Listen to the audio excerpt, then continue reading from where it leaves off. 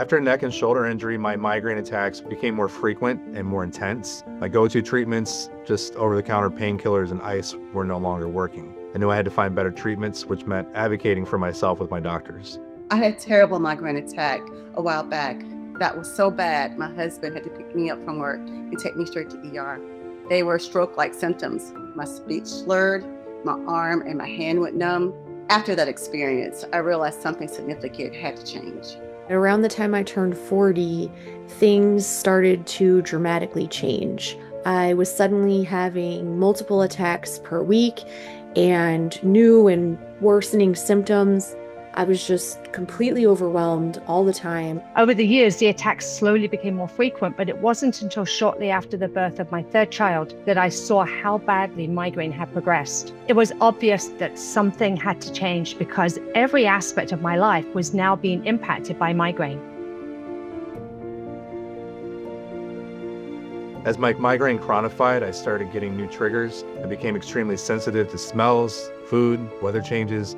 I had to change my sleep schedule, adjust my diet, and stop wearing my favorite colognes. While many medications have given me temporary relief, I have unfortunately grown resistant to most of them. I only wish there was a clear answer. Living with migraine is just so challenging because you really never know what to expect. Sometimes I'm better at living with those limitations and understanding and having acceptance, and other times it's really difficult. Battling my migraine as it has progressed has been a struggle and a roller coaster experience. I'm always trying to figure out what else I can do and what the potential risk versus potential benefit is for each option.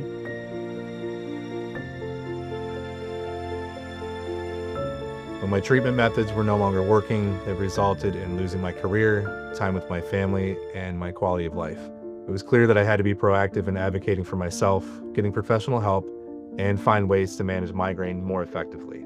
I finally found stable insurance, which allowed me to find doctors who listened and got me out the cycle of ER visits. I was so exhausted from living in chronic pain and from all the unknowns that come along with migraine. It just wasn't a sustainable way to live, and I knew I needed to find better treatment options.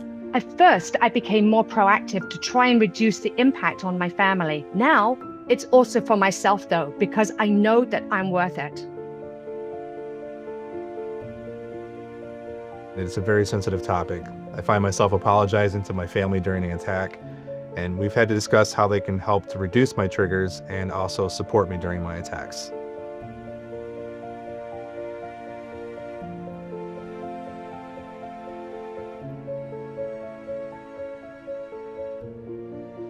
We talk about the impact a lot. We're trying to normalize migraine for our family, encouraging my sons who also have migraine. As for my marriage, I couldn't fight this without shame.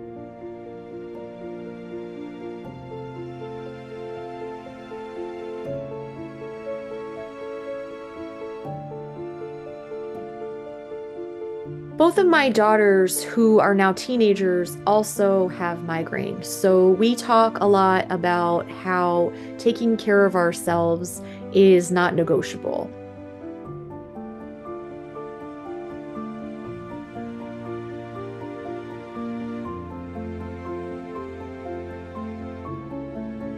I have often discussed the impact of migraine with both my sons and my husband, talking about not just the potential treatment options, but also how I feel about living with migraine and how they feel about the impact it has on them.